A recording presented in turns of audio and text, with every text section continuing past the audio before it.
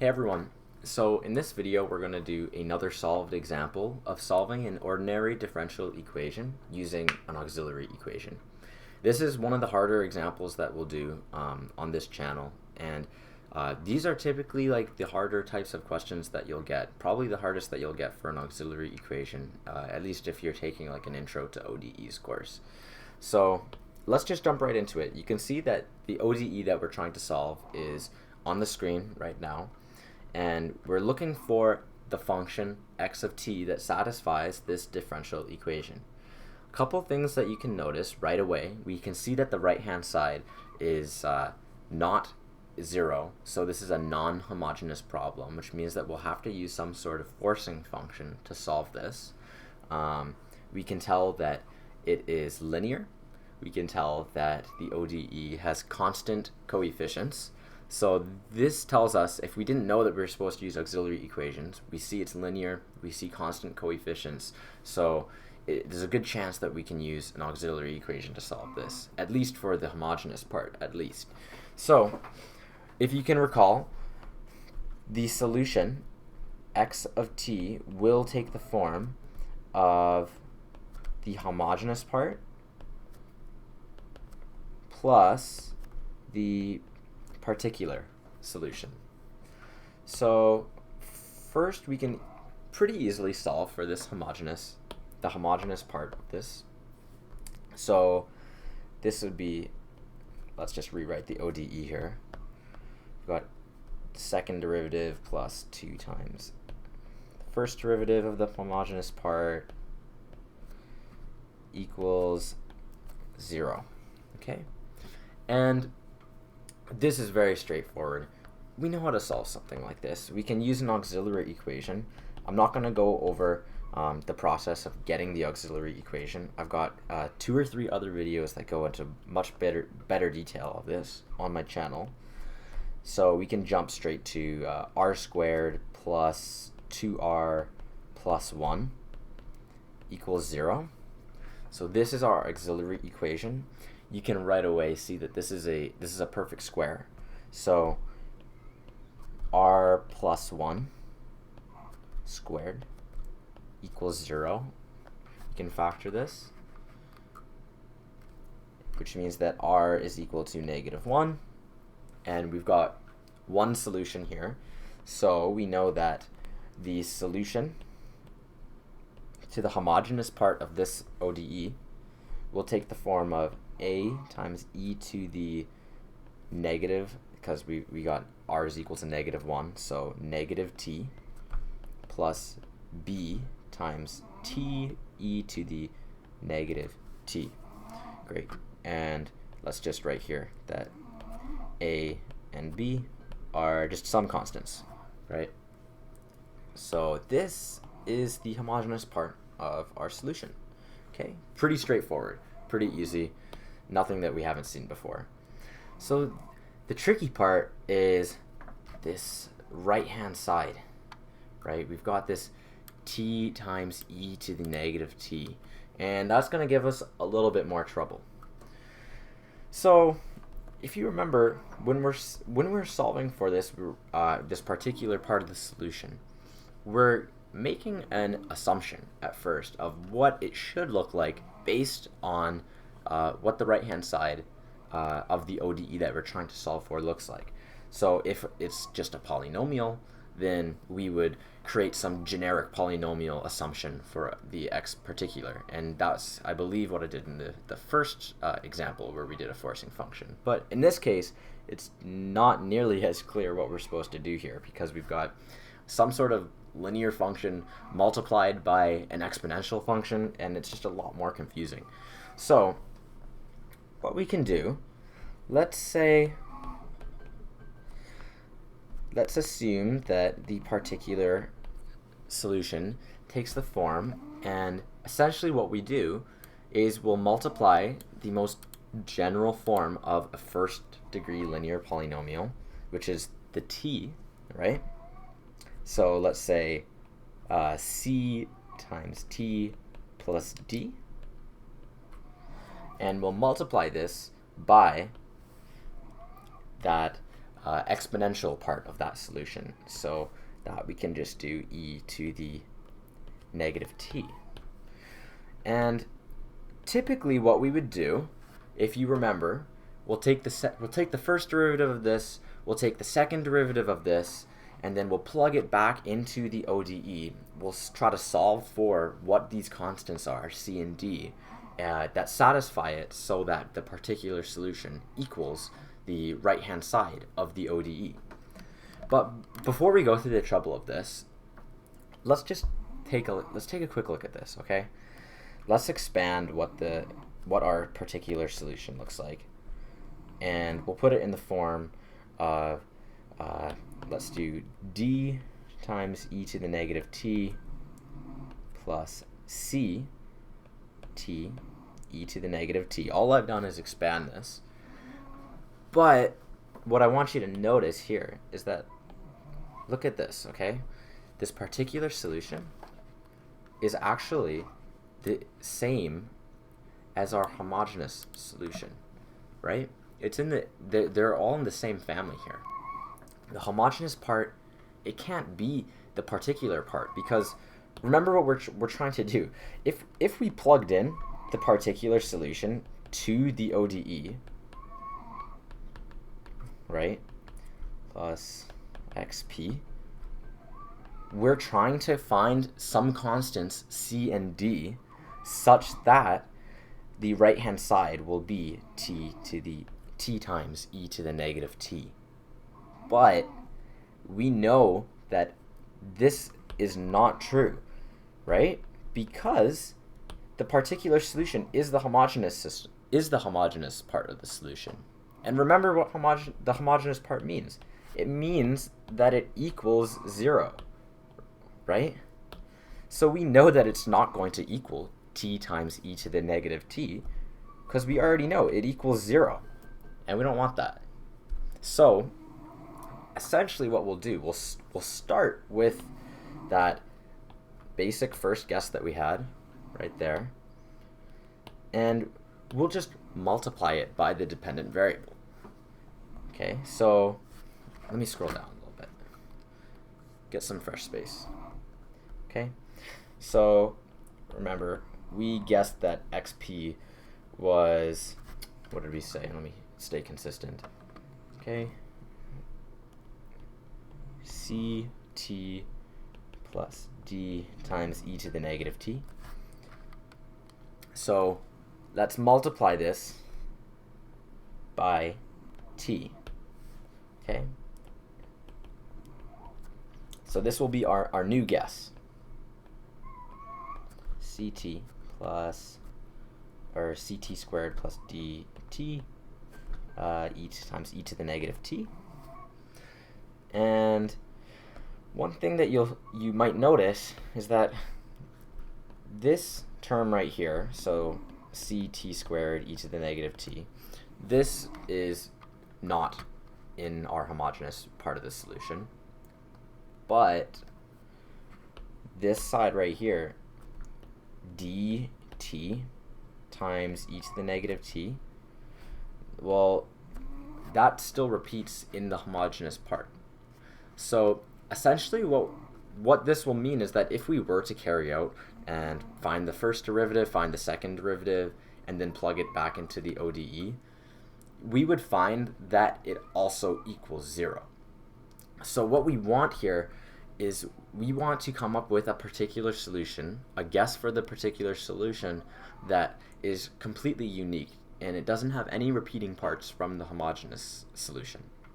So instead of multiplying it by t, we can multiply it by t squared. So we'll multiply this by t again.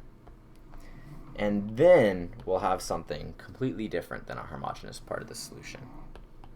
So let's just revise this.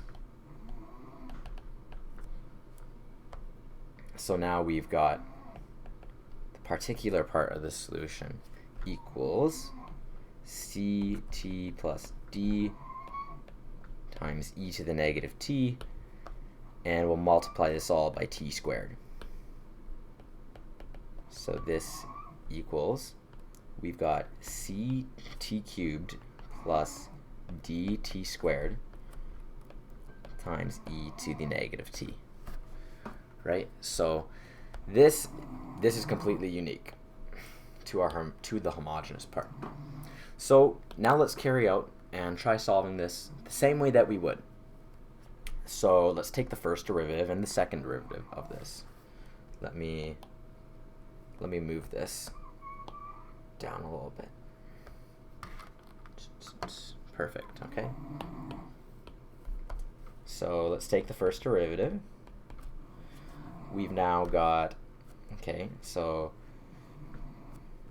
we've got 3ct squared plus 2dt times e to the negative t plus, or this will become a minus, e to the negative t times ct cubed plus dt squared. Okay, that's just a mix of product rule and chain rule. Okay, let's take the second derivative. It's going to get a little bit hairy. So we've got, okay, this first one. This will be 6ct plus 2d prime g minus e to the negative t times 3ct squared plus 2dt. Okay, and the second part of this, we have got plus e to the negative t times ct cubed plus dt squared. And then this derivative will be 3ct squared plus 2dt, and then multiply it by, this should be prime, and then e to the negative t, or this should be a minus sign now, right? So I think this looks good. Let's double check that this math checks out. Okay, the math looks good. So now we will plug this into our ODE. So the ODE becomes, okay, and remember we've got x double prime plus 2 xp prime plus xp equals, and this is t times e to the negative t. Beautiful. Okay, so let's actually plug things in now. Okay, this I can copy and paste. Great. Okay, plus 2 times the first derivative. I can copy and paste this again.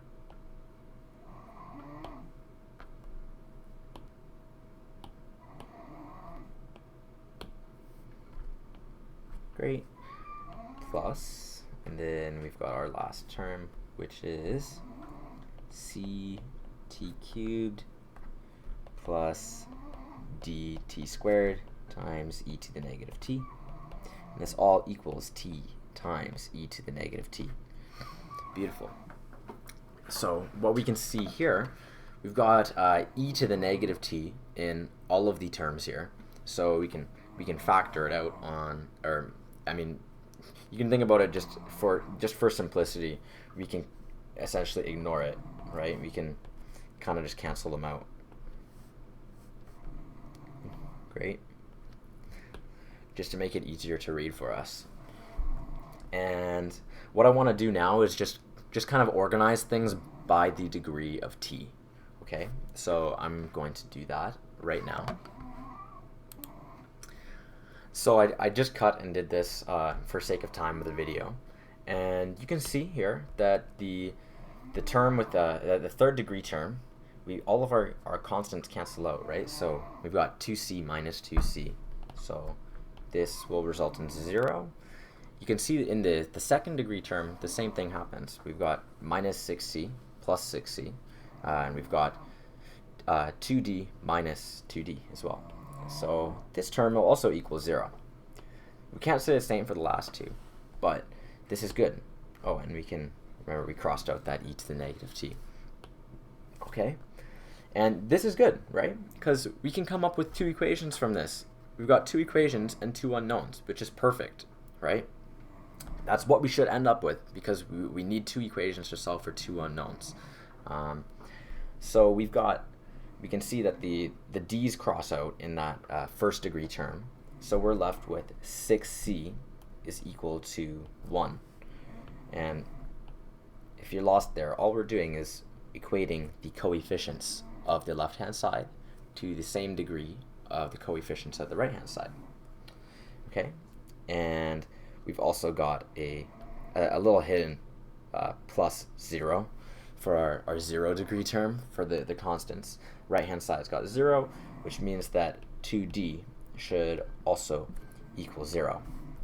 So you can see here we've got equation number 1 and equation number 2. It's perfect. Okay, and this is pretty easy to solve, right? We've got c is equal to 1/6, and we've got d is equal to 0. And that's essentially the hardest part of the problem. We're done. We just need to piece everything back together. So we now know that the particular solution, if you remember up here, we had to revise it so it's ct cubed plus dt squared all multiplied by e to the negative t. Great.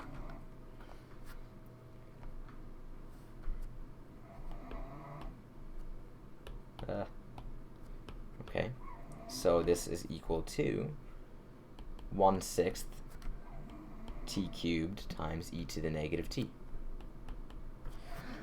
And then lastly, we just need to put together our homogeneous and our particular solution, take the combination of those, and that's our general solution for the ODE. That's it. So we can finally say that x of t is equal to, and remember the homogeneous part of our system was a times e to the negative t plus b times t times e to the negative t. And then our particular solution, we will add, we've got 1/6 t cubed times e to the negative t. And this is our general solution for the ODE that we were given. And you might be wondering, again, what is, like, how do we find A and B?